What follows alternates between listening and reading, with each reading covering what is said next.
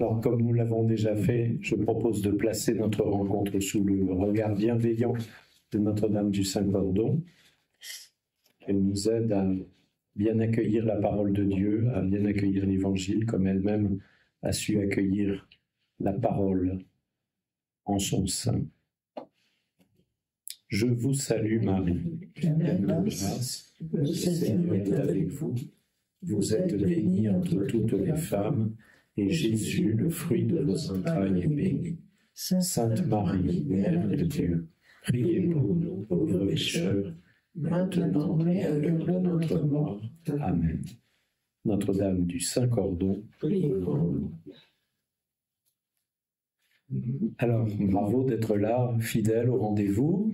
Le troisième rendez-vous, c'est toujours un petit peu décisif. Il y en a qui lâchent après le second rendez-vous, et ceux qui sont là au troisième, c'est parce qu'ils s'accrochent, et ils ont raison. Alors ici, il va y avoir un petit changement d'éclairage.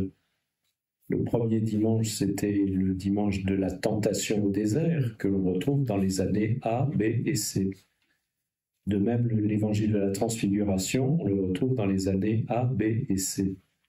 Mais maintenant, nous sommes dans l'année C, et donc nous allons avoir des lectures, et notamment la lecture de l'évangile, qui sont spécifiques, originales par rapport à cette année C, et donc différents de ce qu'on entend l'année A et l'année B. L'évangile de ce troisième dimanche du carême, me semble-t-il, a pour but de nous mettre en face de nos responsabilités personnelles. Vous le savez, je l'ai déjà dit, le carême est un temps privilégié de conversion. Conversion, comprenons, ça veut dire retournement. On se retourne pour reprendre la bonne direction. Vous savez, quand on marche sur un chemin et qu'on s'aperçoit qu'on s'est trompé, la seule chose à faire, c'est de faire demi-tour. C'est ça la conversion. Changer de but. Donc, les avertissements que nous allons entendre dans l'Évangile sont des avertissements salutaires. Il y va de nous, il y va de notre bien. C'est pour notre salut.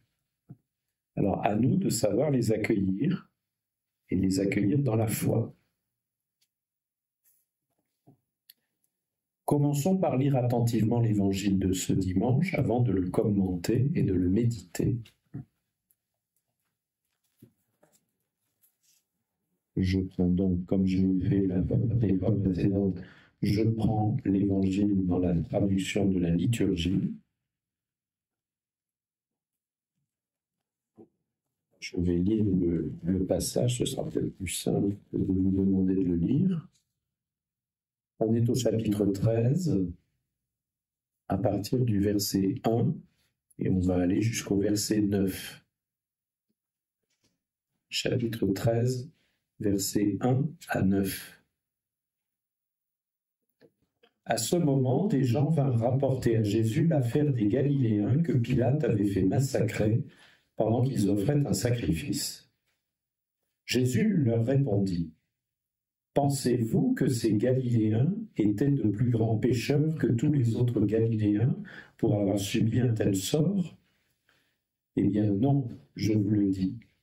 Et si vous ne vous convertissez pas, vous périrez tous comme eux.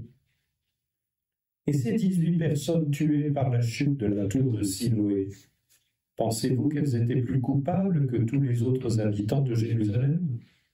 Eh bien non, je vous le dis. Et si vous ne vous convertissez pas, vous périrez tous de la même manière. » Jésus leur disait encore cette parabole. Un homme avait un figuier planté dans sa vigne. Il vint chercher du fruit sur ce figuier et n'en trouva pas. Il dit alors à son vigneron: « Voilà 3 ans que je viens chercher du fruit sur ce figuier et je n'en trouve pas. Coupe-le. À quoi bon le laisser épuiser le sol? » Mais le vigneron lui répondit: « Seigneur, laisse-le encore cette année, le temps que je bêche autour pour y mettre du fumier. Peut-être donnera-t-il du fruit à l'avenir. Sinon, tu le couperas. »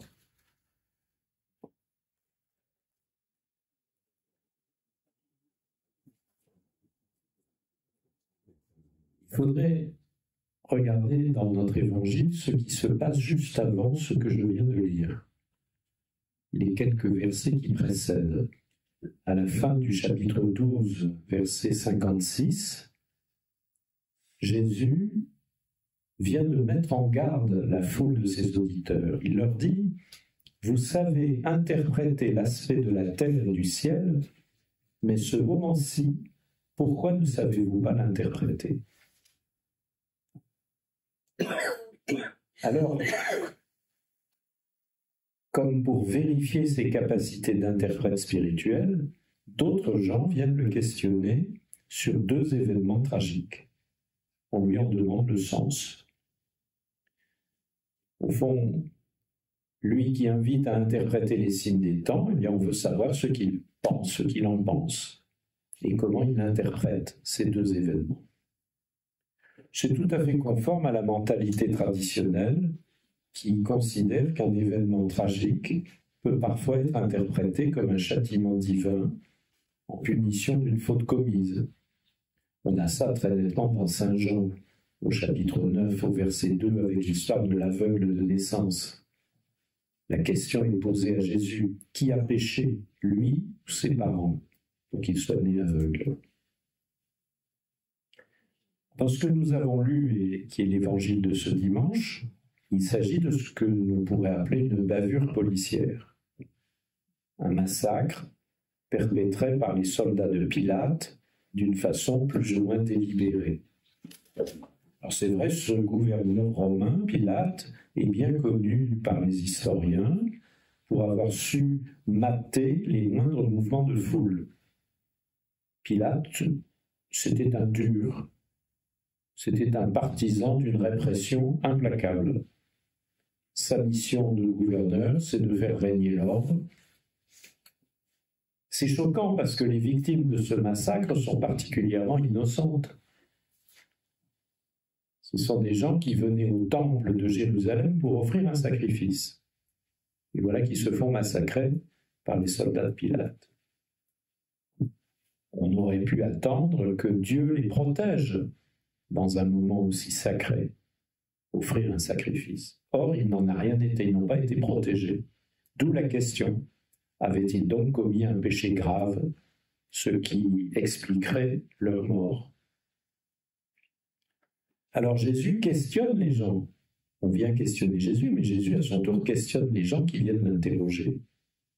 Il leur dit, au verset 2, « Pensez-vous que ces Galiléens étaient de plus grands pécheurs que tous les autres Galiléens pour avoir subi un tel sort ?»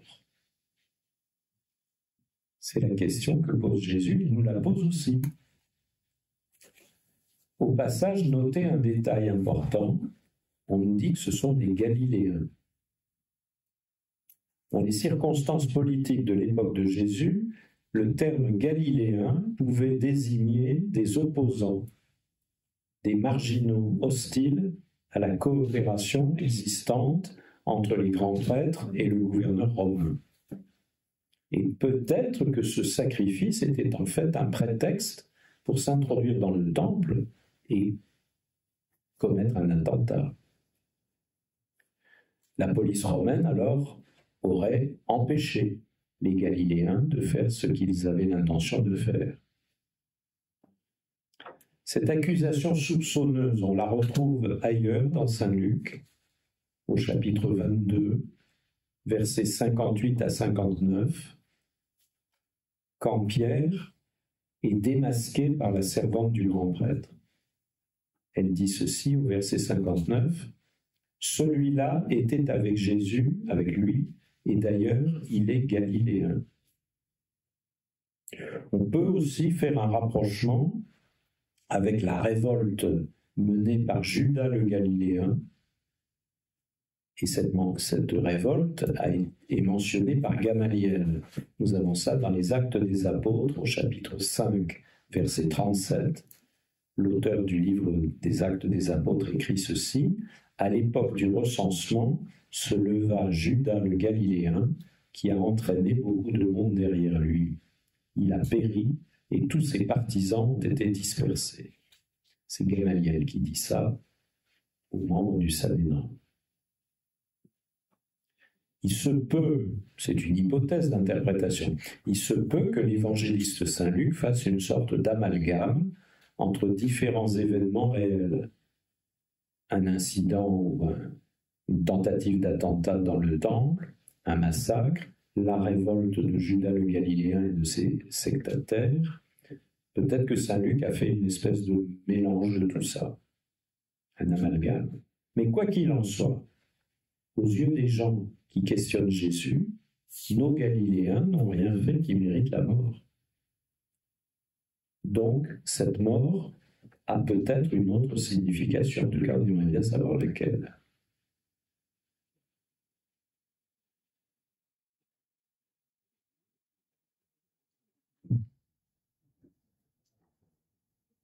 Cette question rejoint nos questions les plus intimes, en face du malheur injustifié. Il nous arrive de dire ou d'entendre des gens dire « Qu'avons-nous fait au bon Dieu pour qu'il nous arrive telle ou telle catastrophe ?» Qu'avons-nous fait au bon Dieu? Spontanément, nous demandons une explication qui aurait pour effet de reporter la responsabilité du malheur sur quelqu'un de bien identifiable. Nous, peut-être, en tant que coupables, et Dieu, en tant que justicier. Mais il y a quand même quelque chose qui cloche dans ce raisonnement, c'est que si Dieu est un père, ce que nous croyons et que nous disons, si Dieu est un père, alors il faut reconnaître que c'est un père sévère, plutôt qu'un père plein d'amour, un père qui n'a pas peur de punir. Donc nous sommes un peu perplexes.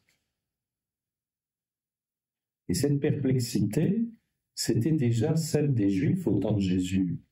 Beaucoup de Juifs au temps de Jésus réfléchissaient, se disaient que après les grandes catastrophes liées à l'exil à Babylone, avec toutes les persécutions qui s'en sont suivies, eh bien, beaucoup de Juifs adoptaient une attitude de résignation et d'incompréhension. Ils pensaient que Dieu avait ses raisons pour punir ou éprouver son peuple. Dieu a ses raisons, même si ça nous paraît étrange. Le raisonnement est le suivant. L'accumulation des péchés commis par le peuple d'Israël au long des siècles explique la sévérité de Dieu lorsqu'il décide de punir. C'était déjà le raisonnement dans le livre de Job, c'est le raisonnement des amis qui viennent voir Job, un peu pour le consoler et beaucoup pour le culpabiliser. Les amis de Job cherchent à convaincre ce malheureux Job de sa culpabilité. Et ses amis l'invitent à s'en remettre à la justice de Dieu, la justice incompréhensible de Dieu Tout-Puissant, sans chercher à se justifier. Je ne sais pas si vous avez lu le livre de Job, j'espère que vous le ferez un jour, parce que c'est un magnifique livre qu'il faut lire et méditer. Quand on lit le livre de Job, on s'aperçoit que Job ne se laisse pas faire par ses amis. Il refuse de se reconnaître coupable. Et il prend une décision tout à fait audacieuse. Il décide, il choisit d'en appeler à Dieu lui-même. Et le plus étonnant là-dedans, c'est que Dieu répond à Job. Mais reconnaissons que la réponse de Dieu est très déconcertante. Et Job n'a plus d'autre solution que de choisir de se taire. Ce qui fait qu'on a l'impression de revenir au point de départ. Devant le malheur extrême, seul le silence serait possible. Eh bien, Jésus nous invite dans l'Évangile à sortir de ce cadre de pensée où l'homme doit se débrouiller tout seul avec sa culpabilité. Vous avez repéré la réponse de Jésus. Eh bien, je vous le dis, pas du tout. Pensez-vous qu'il soit plus coupable que les autres? Jésus répond, eh bien, je vous le dis, pas du tout. Donc, avec Jésus, il va falloir envisager une autre interprétation. La question, c'est pas de savoir si on est coupable ou pas coupable.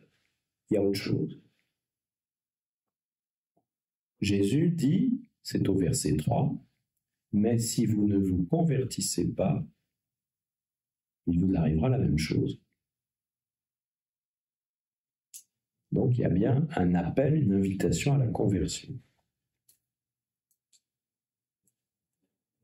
Et pour bien se faire comprendre, Jésus de lui-même va évoquer un autre fait, un fait divers, probablement récent et présent à toutes les mémoires, à savoir l'écroulement de la tour de Siloé et les 18 victimes provoquées par cet accident.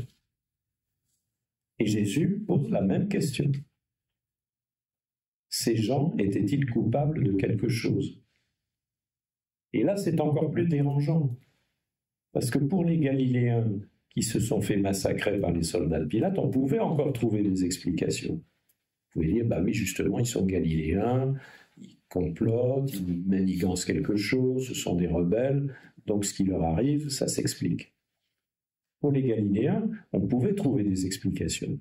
Mais ici, avec les 18 victimes de l'écroulement de la tour de Siloé, c'est pas possible. Qu'est-ce qu'on pourrait bien trouver comme explication? Est-ce qu'il faut s'en remettre à l'argument du hasard? Dire, bah voilà, ils étaient là, ils n'étaient pas au bon endroit, au mauvais moment. Est-ce qu'il faut prendre l'argument de la fatalité? De dire, bah c'était écrit, donc il fallait que ça arrive. C'était leur destin. Ce que je dis là, ce sont des choses que j'entends aujourd'hui. Devant les malheurs qui nous frappent, ou qui frappent des gens que nous connaissons, ou des gens que nous ne connaissons pas, quand on regarde la télé, qu'on voit toutes ces catastrophes, toutes ces horreurs, qu'est-ce qui nous vient à l'esprit? Qu'est-ce que ça nous fait venir comme questionnement? On cherche des explications. Et avec les victimes de la tour de Siloé, Jésus va dire exactement la même chose que pour les Galiléens. Jésus dit, pas du tout, pas du tout. C'est au verset 5. Et il ajoute, mais si vous ne vous convertissez pas, vous périrez tous de même. Au fond, Jésus nous propose de voir dans cet accident un avertissement, une invitation à la conversion. Mais reconnaissons que cette solution est difficile à accepter. Est-ce que Dieu est vraiment obligé de laisser mourir des innocents pour faire réfléchir les autres et les amener à se convertir? Ça ne cadre pas avec l'image que nous voulons avoir d'un Père plein de miséricorde. Et c'est même choquant. Et il y a des gens qui sont choqués par ce genre de perspective. Bien sûr, on pensera aussi que pour l'évangéliste Saint Luc et pour ses lecteurs qui vivent après l'an 70, souvenez-vous, qu'est-ce qui s'est passé en 70? Une révolution. Il s'est passé que Jérusalem, et en particulier le Temple, a été détruit par les Romains. Il y a eu une révolte juive, et la répression romaine a été impitoyable. Des milliers de morts, et encore plus réduits en esclavage. Quand Saint Luc écrit son évangile, on est après l'an 70. Les gens qui lisent l'évangile ou qui l'entendent réciter savent très bien ce qui s'est passé en 70 à Jérusalem. La prise de Jérusalem par les Romains, les grands massacres qui ont eu lieu, et du coup, l'accident de Siloé peut être interprété rétrospectivement comme un avertissement divin. Ça revient à dire, si les habitants de Jérusalem avaient accueilli les signes annonciateurs de la catastrophe de 70, peut-être se seraient-ils préparés à ce qui allait advenir. Et pour les contemporains de l'Évangile, cette catastrophe, c'est une véritable fin du monde. Au minimum, c'est la fin d'un certain monde juif, avec son temple, avec sa terre, avec ses lois et ses coutumes.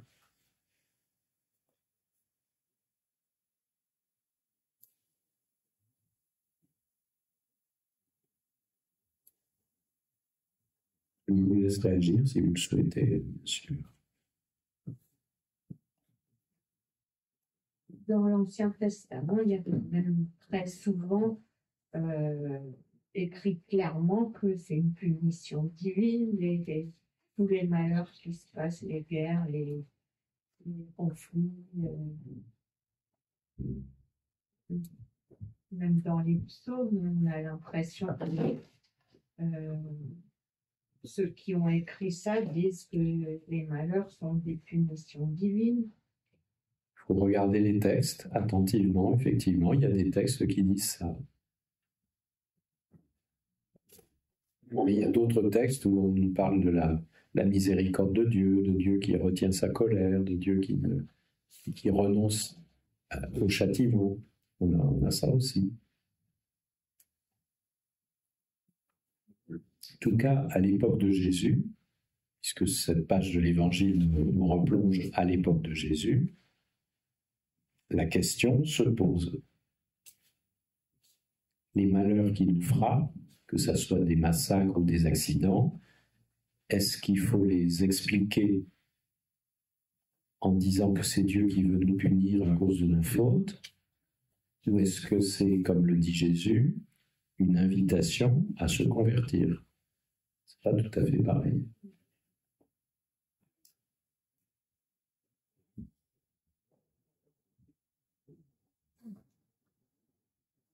Alors, ça nous donne, en quelque sorte, ça nous donne matière à interpréter, nous-mêmes, interpréter les événements actuels comme des avertissements que Dieu nous donne en vue de nous inviter à la conversion.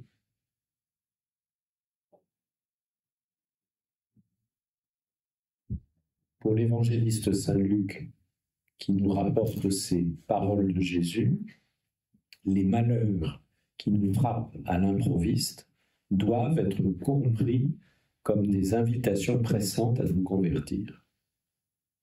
Et il y a urgence à cause de l'imminence du jugement divin. Nous disons toujours le jugement c'est pour plus tard, et c'est peut-être pour tout de suite. Mais il faudra un peu le mode d'emploi de la conversion aussi. Absolument. Le mode d'emploi de la conversion, vous l'avez dans les évangiles. Lisez les évangiles et mettez-les en application. Vous verrez, c'est très simple. Je trouve ça un peu choquant quand même d'être toujours traité de personnes qui doivent se convertir. Il n'y a pas des gens qui sont déjà convertis. Mais tous nous avons à nous convertir. On n'a jamais fini de se convertir. Se convertir, ça veut dire se tourner vers le Christ. On n'a jamais fini. Qui peut dire, ça y est, je suis converti? Non. Il y a toujours du chemin à parcourir. On n'a pas fini de se tourner vers le Christ. Si on a reconnu que le Christ est le bon chemin, et il le dit lui-même, je suis le chemin, la vérité et la vie. Si on a reconnu que c'est lui le chemin, prenons-le ce chemin. Marchons avec le Christ. Et ça, je le maintiens, on n'a jamais fini. Personne ne peut dire, ça y est, j'ai réussi. Ce serait de l'autosatisfaction à mon compte. Dans ce cas-là, du coup, on ne peut même pas espérer qu'il y ait plus de catastrophe. C'est loin un retournement. J'ai pas entendu. La conversion, dans ce cas-là, n'est pas un retournement. Si on est perpétuellement en progrès, on avance dans le même sens. Oui, mais on peut peut-être aussi s'interroger, est-ce que vraiment je suis dans la bonne direction? Est-ce que je me suis suffisamment retourné? C'est une question en tout cas. Me semble-t-il, cette page de l'Évangile nous interroge là-dessus. Est-ce que nous avons pris conscience que l'intervention de Dieu, elle est imminente, le jugement divin, c'est pas pour plus tard, c'est tout proche. Et donc, l'invitation à se convertir, c'est pas pour plus tard, c'est maintenant. En tout cas, me semble-t-il, nous sommes très proches de ce que dit le Seigneur dans un autre passage de Saint Luc, au chapitre 21, verset 36. Je lis, je cite, « Restez éveillés et priez tout le temps. Ainsi, vous aurez la force d'échapper à tout ce qui doit arriver et de vous tenir debout devant le Fils de l'homme. » Et cette phrase, cette parole de Jésus, Luc 21, 36, elle vient clôturer un grand discours de Jésus qui parle de quoi? Qui parle de la ruine de Jérusalem. Et qui parle aussi, il y a aussi différentes paraboles qui viennent s'ajouter, c'est toutes des paraboles qui invitent à la vigilance, dans la perspective du retour du Maître. Ces paraboles, on les connaît bien. Soyez vigilants, le Maître peut revenir maintenant, plus tard, ou bien à minuit. Soyez prêts. Cette perspective-là, cette perspective du retour imminent du Maître, ou de la venue imminente du jugement de Dieu, cette perspective-là, nous la connaissons bien, c'est la perspective eschatologique. Le regard est orienté vers la fin des temps. Où est-ce que ça va tout ça? Et ça, c'est une question redoutable, que nous avons du mal à nous poser. On n'aime pas trop cette question. Où est-ce que ça va tout ça? Où va notre monde? Où va notre vie? Est-ce qu'on est vraiment dans la bonne direction? Est-ce qu'on n'est pas en train de se tromper magistralement? Moi, je pose ces questions-là rien qu'en regardant l'actualité. On me parle de catastrophes climatiques, on me parle de menaces pour la vie humaine sur la planète, on me parle de guerre, on me parle d'un tas de choses épouvantables. Et je me pose forcément la question, sommes-nous vraiment dans la bonne direction? Non. Le pape parle de changement de paradigme. Ben voilà. Donc il me semble que ces avertissements dans la bouche de Jésus que nous transmet Saint Luc, il faut les entendre. Alors les malheurs de notre vie, il va falloir les interpréter. Pourquoi? Pourquoi est-ce que le malheur nous frappe? Ici, on peut faire une double interprétation. Il y a deux niveaux. Il y a d'abord le plan des responsabilités humaines. Les responsabilités humaines, ce sont des enchaînements de causes et de conséquences. Par exemple, l'effondrement d'une tour, la tour de Siloé, c'est en partie au moins imputable aux architectes et aux constructeurs. Peut-être que la tour a été mal construite. Peut-être qu'on a utilisé du béton de mauvaise qualité au lieu d'utiliser des matériaux résistants. Quand il y a des tremblements de terre et qu'il y a des milliers de gens qui se retrouvent écrasés sous les décombres de leur maison, très souvent on s'aperçoit que les maisons ont été mal construites. On les a construites à la va-vite, avec des mauvais matériaux, et du coup elles ne résistent pas au tremblement de terre. Donc il y a des responsabilités humaines. C'est pareil avec le massacre policier, la bavure. Pilate, on le sait, c'était quelqu'un qui était assez féroce. C'est un dur. Et en tout cas, s'il n'a pas ordonné le massacre, il l'a laissé faire. Donc il y a des responsabilités à rechercher pour les assumer et peut-être les partager. Plutôt que de dire la faute, c'est les autres, peut-être que je peux aussi m'examiner, me demander quelle part de responsabilité j'ai dans les catastrophes qui nous frappent. Je reprends l'exemple de la catastrophe climatique. Nous commençons à prendre conscience que la manière dont nous vivons contribue au malheur des autres. Nous, les Européens, on est bien contents d'avoir un certain standard de confort et de confort dans la vie quotidienne. Par exemple, on est très content d'utiliser des bouteilles en plastique parce que c'est quand même pratique, mais on ne se préoccupe pas de savoir les conséquences que ça aura pour l'ensemble de l'humanité. On met en place des industries certainement intéressantes, qui produisent, qui nous enrichissent, mais à quel prix? Au prix d'une destruction climatique. Ça mérite réflexion. Donc ça, c'est le plan des responsabilités humaines. Mais il y a aussi le plan de la révélation divine. Qu'est-ce que Dieu veut nous dire? Qu'est-ce que nous entendons de Dieu dans ces catastrophes qui nous frappent? Je crois que ça nous rappelle d'abord la fragilité de notre existence. Tout ce qui nous arrive, ça nous rappelle la fragilité fondamentale de notre existence. Et ça, c'est un avertissement divin. Comme le dit saint Jacques dans sa lettre au chapitre 5, verset 9, le juge est toujours à notre porte. Autrement dit, nous ne pouvons pas vivre notre vie sans envisager sérieusement la fin ultime, c'est-à-dire la rencontre personnelle avec Dieu, ce que la tradition appelle le jugement. Donc vous voyez que ces deux incidents, le massacre policier et l'écroulement de la tour de Siloé, finalement nous entraînent très loin. Et nous obligent, nous invitent fermement à nous poser les questions fondamentales.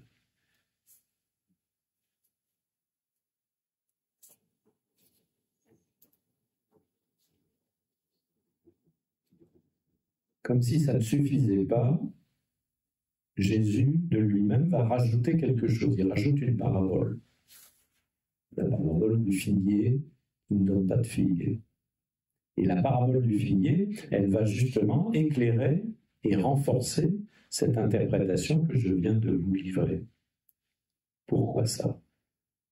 Parce que dans la Bible, selon nous, le figuier symbolise quelque chose de très important. Le figuier, c'est le symbole de la Torah. La Torah, c'est un mot hébreu, on traduit par la loi, mais c'est une mauvaise traduction. La Torah de Yahvé, c'est les commandements, les directives, les règles de vie que le Seigneur Dieu a données à son peuple. Et le figuier symbolise tout ça. Cette loi de vie, parce que ce n'est pas une loi de mort, c'est une loi de vie qui a été donnée au peuple d'Israël. Et le peuple d'Israël, lui, est symbolisé de son côté par, si le figuier symbolise la Torah donnée par Dieu à Israël, le peuple d'Israël est symbolisé par, oui, la vigne. Donc cette histoire de figuier planté au milieu d'une vigne, ça veut dire quelque chose. Le peuple d'Israël, c'est la vigne du Seigneur, et au milieu de cette vigne, Dieu a planté sa Torah. Et donc, ça nous éclaire sur la mission d'Israël. C'est quoi la mission d'Israël? C'est justement de cultiver la Torah, de cultiver le figuier, et de lui faire porter du fruit. Parce qu'un figuier qui ne produit pas de fruits, c'est pas intéressant. Cultiver la Torah et produire du fruit. Et le maître, autrement dit Dieu, attend, qu'est-ce qu'il attend? Mais il attend de récolter du fruit. Et ça, c'est Dieu. Alors, si vous êtes malin, et vous êtes malin, vous allez me dire, et le vigneron, qu'est-ce qu'il symbolise? Le vigneron jardinier, il propose d'attendre une année de plus. À votre avis. Il y en a qui ont déjà deviné. Non. Nous, c'est la vigne. Ben, bien sûr. Le vigneron jardinier, c'est Jésus. Qui propose à Dieu son Père de patienter encore une année de plus. Laisse-moi bêcher et mettre du fumier, autrement dit mettre de l'engrais. Peut-être donnera-t-il du fruit l'année prochaine. Peut-être. Il y a un délai de grâce, il y a une petite rallonge. Parce que le jardinier vigneron intercède pour la vigne. Il dit, on ne va quand même pas la couper tout de suite. On va couper tout de suite le figuier. Donc, je crois que l'enseignement de la parabole est très limpide, finalement, c'est presque transparent. Dieu attend de nous des fruits. Et la Bible nous précise quel genre de fruits, des fruits de justice et des fruits d'amour. Dieu est patient. 3 ans quand même. Ça fait 3 ans que je viens, je cherche du fruit, je n'en trouve pas. Dieu est patient, mais la patience de Dieu a des limites quand même. Il ne faut pas exagérer. 3 années, chiffre symbolique, 3 années, c'est un délai raisonnable. Non, mais après 3 années, sans trouver de figues, là, il y a un problème. Le vigneron, autrement dit Jésus, fait une dernière tentative, il va bêcher et mettre de l'engrais. Mais même lui, il ne pourra pas éternellement différer le moment du jugement ultime. Il y aura bien un jour où les comptes vont être établis.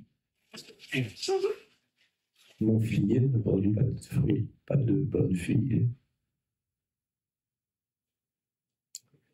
Le jardinier, Jésus, ne pourra pas différer éternellement le moment du jugement ultime, et les choses sont symbolisées ici de manière tout à fait transparente. Peut-être donnera-t-il du fruit à l'avenir, sinon tu le couperas. Verset 9. Et là, on voit très bien de quoi il peut s'agir. Qu'est-ce qui s'est passé en 70? Destruction d'Israël, destruction du peuple, destruction du temple, esclavage, massacre. Dans la parabole, c'est tu le couperas. Alors vous allez me dire que j'invente des choses, pas du tout, parce que tout ça, ça se trouve déjà dans le début de l'évangile selon saint Luc, dans la prédication de Jean-Baptiste. Qu'est-ce que Jean-Baptiste dit à ses contemporains? Vous avez ça au chapitre 3, les versets 7 et 8. Je cite le texte, je n'invente rien, c'est dans le texte. Engeance de vipère, qui vous a appris à fuir la colère qui vient? Produisez donc des fruits qui expriment votre conversion. C'est transparent. À qui s'adresse Jean-Baptiste? Il s'adresse d'abord aux Juifs contemporains de Jésus. Il les prévient. Vous avez apporté du fruit selon les attentes de Dieu. Dépêchez-vous de porter du fruit, sinon les promesses divines pourraient bien se trouver transférées à d'autres peuples. Autrement dit, les païens. Vous, les Juifs, vous êtes le peuple choisi par Dieu, très bien, vous êtes son enfant bien-aimé, mais si vous ne produisez pas les fruits que Dieu attend, eh bien, Dieu s'intéressera peut-être à d'autres peuples. Cette thématique, on la retrouve dans plusieurs endroits de l'Évangile. Regardez par exemple la parabole du festin des noces. Les invités ont refusé de venir au banquet. Que fait le Seigneur? Il en appelle d'autres. Il va chercher des étrangers.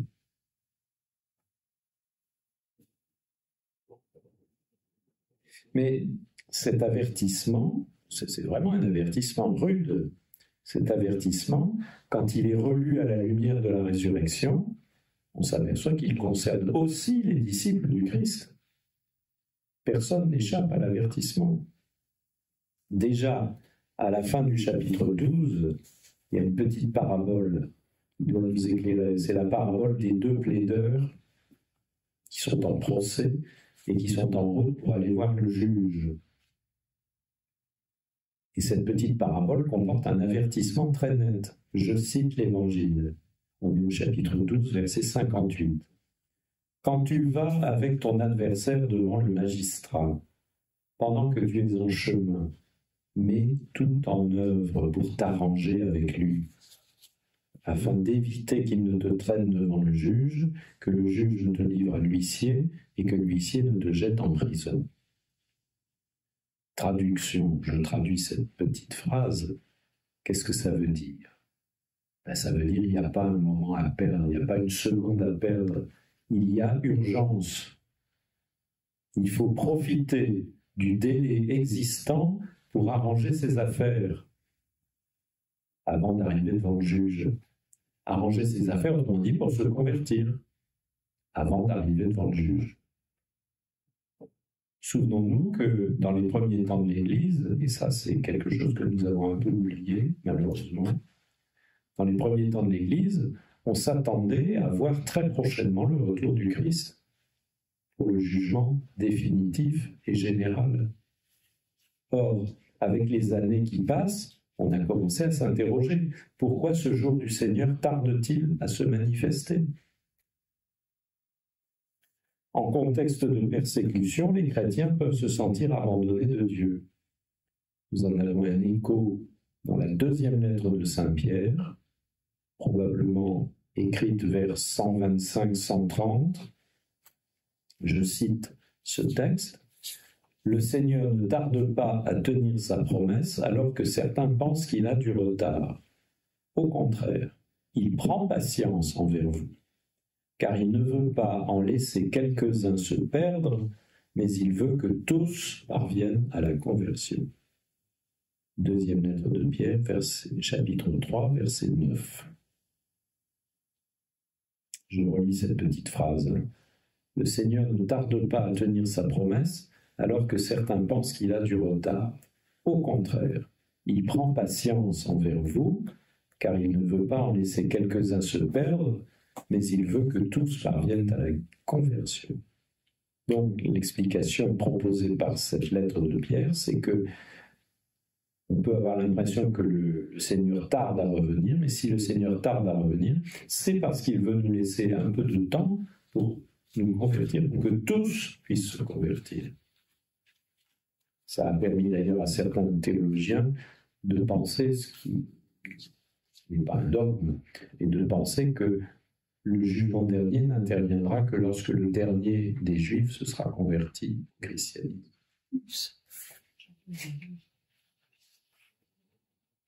Bon, ce n'est pas une interprétation canonique, hein, ce n'est pas dogmatique, mais ça existe. Donc, le temps qui reste, c'est un temps de grâce. Un temps qui nous est donné par un effet stupéfiant de la miséricorde de Dieu. Un temps favorable pour que tous puissent enfin se convertir. Alors, ne laissons pas passer l'occasion. Comme nous le disait saint Paul à la messe du mercredi décembre, le voici maintenant le moment favorable, le voici maintenant le jour du salut. C'est dans la deuxième lettre aux Corinthiens, chapitre 6, verset 2.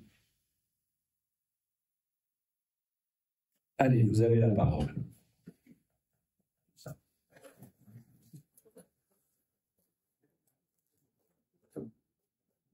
Il y a quand même des contradictions, parce que il y a urgence, mais Dieu attend. On a le temps. Il y a urgence, mais on a le temps. Je ne suis pas sûr qu'on ait le temps. Mais Dieu attend, ce n'est pas la même chose. Mais est-ce qu'il va attendre longtemps? Dans la parabole du figuier, c'est une année supplémentaire, pas plus. Moi, si je prends au sérieux la perspective du retour du Christ dans la gloire pour le jugement, je ne jouerai pas trop au hasard, enfin, je n'oserais pas dire « oh, ben, on a le temps ». On a le temps, et puis il arrive un moment où on va se dire bah, « c'est trop tard ». Donc si on peut agir, si on peut se convertir, il faut le faire maintenant. On ne va pas attendre. Je peux l'évangile est bien clair, la tour de Siloé, c'est un accident, entre guillemets, donc à n'importe qui peut arriver à un accident, donc il faut se convertir avant cet accident, mais on est tous sujets à être victimes de l'accident. Donc l'urgence, c'est il faut urgence. Qu'est-ce que ça signifie dans notre vie de croyant aujourd'hui, porter du fruit? Des fruits de justice, des fruits d'amour. Le Seigneur nous donne 2 commandements. Tu aimeras le Seigneur ton Dieu de toutes tes forces, de tout ton cœur, de toute ton âme. Et le 2e commandement, tu aimeras ton prochain comme toi-même. Voilà les fruits. Mon père. Est-ce que j'aime Dieu de tout mon cœur, de toute mon âme? Autrement dit, est-ce que Dieu est vraiment Dieu pour moi? Est-ce qu'il est vraiment au centre de ma vie? Ou bien est-ce que de temps en temps, je me laisse aller à me prosterner devant des faux dieux? Donc voilà une première question. Et s'agissant du prochain, ne commençons pas à dire comme l'autre « et qui donc est mon prochain ?» parce que la réponse de Jésus va être terrible. Jésus va nous dire que c'est tout le monde qui est mon prochain. Est-ce que je peux dire que j'aime vraiment mon prochain? Non, je peux faire mieux. Donc j'ai sans doute encore à me convertir. Je n'ai pas fini de me convertir. Encore une fois, je ne pense pas que quelqu'un puisse oser dire « ça y est, je suis parfait ». Non, c'est une prétention insupportable.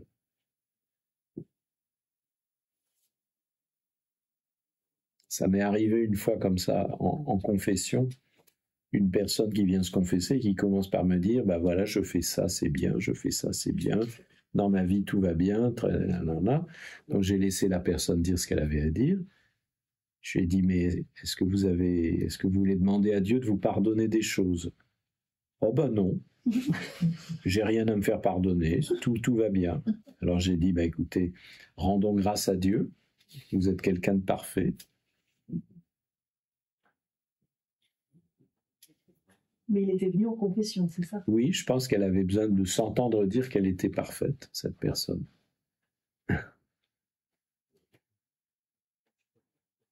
Peut-être qu'au fond d'elle-même, elle se posait des questions, ça peut-être, je ne sais pas, je ne suis pas dans le cœur des gens. Mais donc, je reviens à notre évangile, c'est vraiment une invitation à ne pas tarder. C'est maintenant. C'est pas demain, c'est pas après-demain, c'est maintenant qu'il faut se convertir. Et ce maintenant-là, c'est tous les jours. De ce point de vue-là, la citation de saint Paul me paraît évidente et je suis très heureux qu'on ait lu ça au mercredi des Cendres. Le voici maintenant le moment favorable, le voici maintenant le jour du salut. Autrement dit, le salut, il commence déjà maintenant dans la mesure où je me convertis.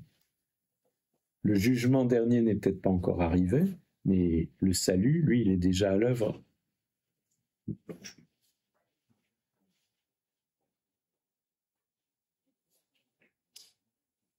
Il y a des grandes épreuves qui sont vécues.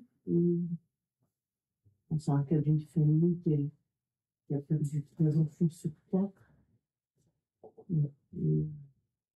D'autres nous avaient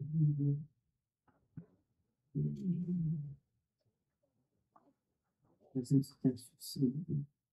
Je sais pas, on est démunis quand on voit. Complètement démunis. Dès qu'il y a comme ça, il n'y a pas eu de faute. Bon là, il peut avoir des fautes reprochées. Là, vous disiez l'architecte qui n'a pas bien fait son travail, mais un cas comme celui-là. Alors, c'est ce que je disais tout à l'heure. Quand on ne trouve pas d'explication, on aurait tendance à accuser Dieu. Dire, c'est Dieu qui l'a voulu. Dans ce cas-là, on fabrique un Dieu cruel. Moi, c'est pas le Dieu auquel je crois. Moi, je crois à un Dieu Père plein d'amour. Donc, les explications qui consistent à rendre Dieu responsable des malheurs qui nous frappent, ça ne me satisfait pas. Donc, la seule solution que j'ai, c'est de dire ces malheurs qui nous frappent, ce sont des avertissements. Ce sont des invitations pressantes à se convertir. Oui, mais pourquoi est-ce qu'il y a des innocents qui en pâtissent? Je n'en sais rien. Pourquoi il fait des preuves? Oui. Mais c'est pas satisfaisant, vous avez compris. Le mot avertissement dans ce cas-là est trompeur parce que tu as l'air de dire que c'est Dieu quand même qui nous envoie un avertissement. Et si on dit que ce n'est pas Dieu qui est à l'origine de ces malheurs-là, on peut pas dire que c'est Dieu qui nous envoie un avertissement, mais on doit considérer ces malheurs comme des malheurs. Voilà, exactement. Ces malheurs peuvent être soit de source de révolte, de colère, mais ils peuvent être aussi accueillis comme des avertissements. Je n'ai pas dit que Dieu décidait de nous envoyer des malheurs pour nous avertir. Ça, ce serait encore pire que tout. Ça rejoindrait le Dieu cruel. Il faut bien faire attention à la manière dont on en parle. De toute façon, c'est un des sujets les plus difficiles de la foi chrétienne. C'est pas étonnant qu'on le retrouve chez Saint Jean avec l'histoire de l'aveugle de naissance. Qui est-ce qui a péché? Est-ce que c'est lui ou est-ce que c'est ses parents? Ça aussi, c'est le genre de question. On cherche un fautif. On cherche une explication. Et chercher une explication, c'est une manière de dire, finalement, ça ne me concerne pas. Je peux dire, bah, c'est de la faute de l'architecte, c'est de la faute de Pilate, c'est de la faute de Dieu, c'est de la faute de qui on voudra, mais moi, j'y suis pour rien. Donc, du coup, je suis dédouané. Et du coup, j'ai même pas envie de me poser des questions. Je me dis, ben non, ça me concerne pas. Donc, il n'y a plus d'avertissement. Si au contraire, je prends ça au sérieux en disant, ben, non seulement ça me frappe, mais en plus, je suis peut-être un petit peu coupable là-dedans, parce que j'ai participé à ce mal, d'une manière ou d'une autre. Du coup, là, je suis peut-être un peu mieux placé pour entendre l'avertissement.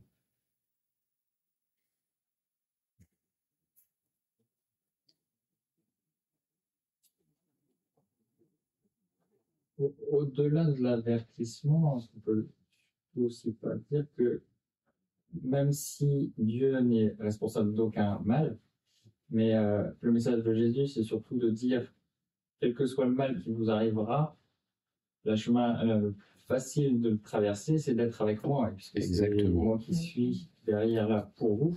Et sans moi, forcément, ça va être très difficile.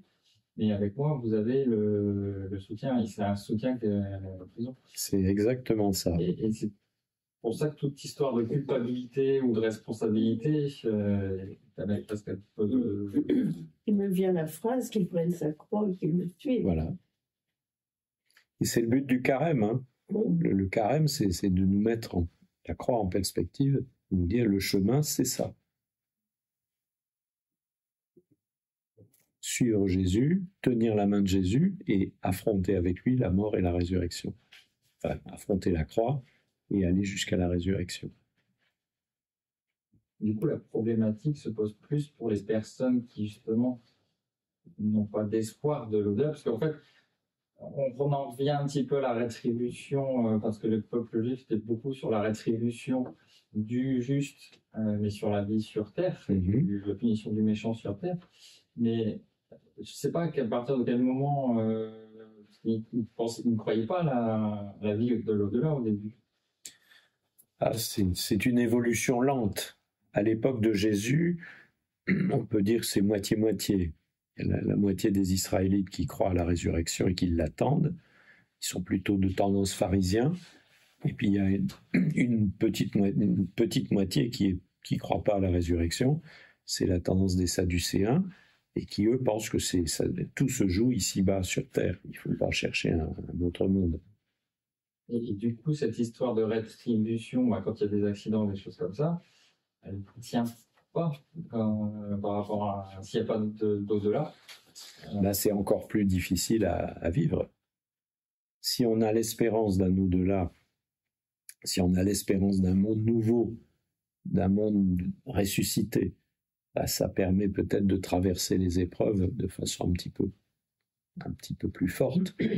En revanche, si on n'a pas d'espérance, et ça tombe bien, on est dans l'année jubilaire de l'espérance, et si on n'a aucune espérance, si notre seule espérance c'est pour ce qui se passe maintenant, ça va pas faire long feu quand on va être confronté à des épreuves terribles.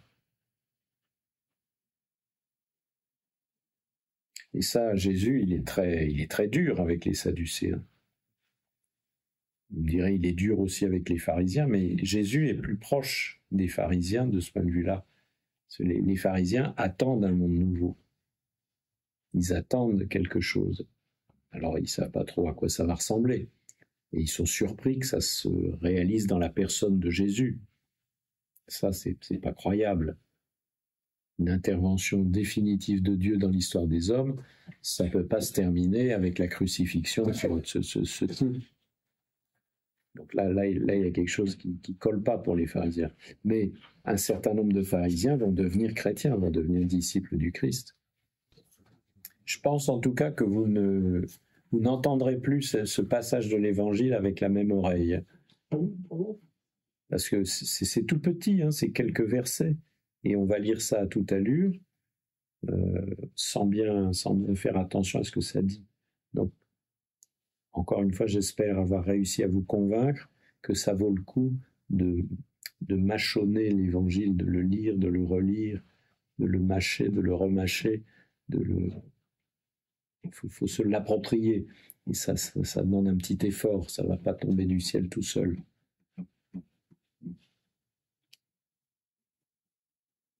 Il reste aussi d'une mauvaise interprétation aussi. Il y a toujours ce risque, c'est pour ça qu'il faut faire vérifier par l'Église ce que l'on interprète. Je ne me permettrai pas de faire une interprétation solitaire. Tout ce que je vous ai raconté, je ne l'ai pas inventé. Je l'ai trouvé dans des commentaires autorisés.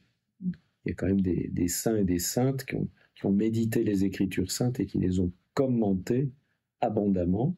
On a gardé les commentaires de tous ces personnages qu'on appelle les pères de l'Église, et ça reste une source d'inspiration pour nous aujourd'hui. Que ce soit les commentaires de saint Augustin, les commentaires de saint Jérôme, de saint Ambroise, de saint Grégoire, de saint Athanase, enfin tous ces grands personnages qui ont médité les Écritures saintes et qui les ont interprétées, mais jamais tout seul dans son coin, c'est toujours ensemble, c'est en Église qu'on interprète. Aussi dans son coin, mais à la condition de le partager après. À condition de partager après. Mais c'est aussi important de le partager, enfin de le méditer tout seul. Il y a un temps pour chaque chose, il y a un temps pour la méditation, il y a un temps pour le commentaire partagé.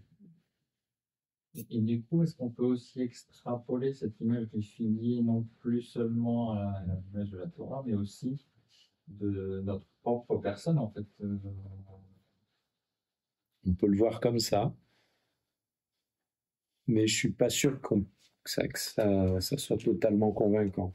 Je préfère voir la vigne qui symbolise clairement Israël, ça dans l'Ancien Testament, c'est tout le temps. Donc cette vigne au milieu de laquelle on a planté un figuier, ça me paraît tellement évident. C'est Israël au milieu duquel Dieu a planté sa Torah. Et Dieu, qu'est-ce qu'il attend? Il attend que ça produise du fruit. Il n'y a pas de fruit. Qu'est-ce qu'on va faire? Est-ce que je le garde? Non. J'ai attendu 3 ans. Pas de fruit. Je coupe. Et voilà qu'arrive ce jardinier vigneron qui intercède et qui obtient un délai de grâce. Moi, je peux pas. Ça me paraît tellement évident en tant que chrétien, je ne peux pas ne pas reconnaître le Christ dans celui qui intervient et qui demande ce délai de grâce. Et qui dit, je vais faire quelque chose, je vais bêcher, je vais mettre de l'engrais. Or, qu'est-ce qu'il a fait Jésus? Il a essayé de bêcher, il a essayé de travailler le peuple d'Israël dans l'espoir que ce peuple allait enfin produire les bons fruits attendus par Dieu. Malheureusement, ça se termine mal. Mais c'est étonnant de vouloir couper la Torah. Le texte dit, il épuise le sol.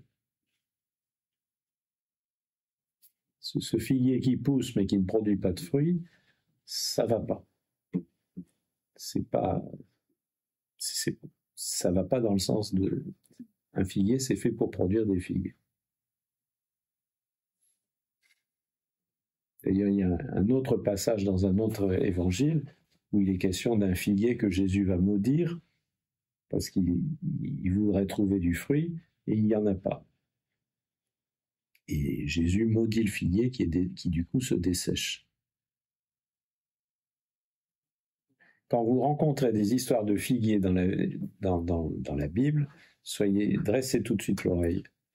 Le figuier, ça symbolise la Torah. C'est pas par hasard, par exemple, que quand Adam et Ève sont nus et qu'ils mangent le fruit que Dieu leur a interdit de manger, qu'est-ce qu'ils font? Ils se font des pagnes avec quoi? Avec des feuilles de figuier. Alors les rabbins, commentant ce passage, ont dit Adam et Ève se protègent avec ce qu'ils ont sous la main, et qu'est-ce qu'ils ont sous la main? C'est la Torah. Donc finalement, la Torah peut quand même servir de protection, même si on a commis quelque chose de grave. On peut toujours essayer de se protéger avec la Torah. Ça, c'est typiquement juif. Alors pour nous les chrétiens, la nouveauté, c'est que après on va dire mais le figuier qui produit du fruit, c'est le Christ. Et la vigne qui produit du fruit, c'est le Christ aussi. On va voir le Christ partout dans cette image Mais le symbolisme fondamental, pour moi, c'est, peut-être que je me trompe, mais j'interprète ça comme ça, la vigne, c'est le peuple d'Israël, et au milieu de cette vigne, Dieu a planté sa loi, sa parole.